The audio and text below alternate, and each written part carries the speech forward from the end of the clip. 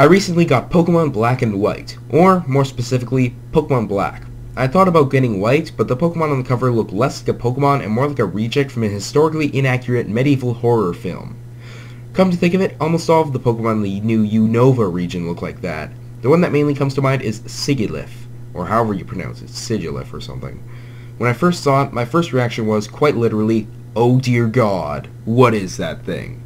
But I digress. As is customary for the Pokemon franchise, you play as a trainer who just got his or her first Pokemon.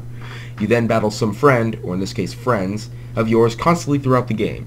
And, of course, while what the professor wants you to do is fill a Pokedex, the main plot is defeating the Elite Four and stopping the crazy team of the region. This time, meet Team Plasma. They are led by a guy called N, who is apparently an early to mid-teen and yet the boss of a bunch of going-on 35 adults.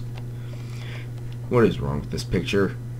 Team Plasma is also partly led by the 7 Sages, totally not used before, one of whom is the true leader of Team Plasma, Ghetsis.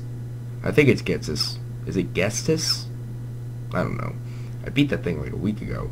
He is apparently N's father, but of course no mother is known. After you clear the 8 gyms and the first 4 members of the Elite Four, you reach the Champions Room to find that N has just beaten him.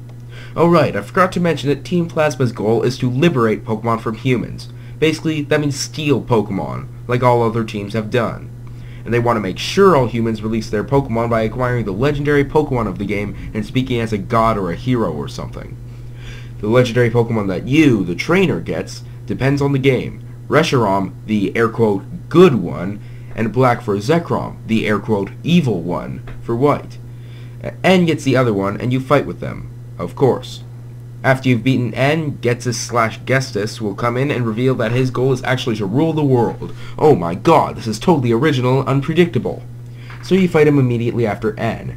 Once you've defeated him, he is arrested.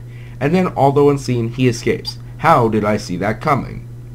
Pokemon Black and White does have better graphics and cutscenes, but you don't really go to a Pokemon game for amazing animated cutscenes, just like how you don't go to your chiropractor to borrow some chalk.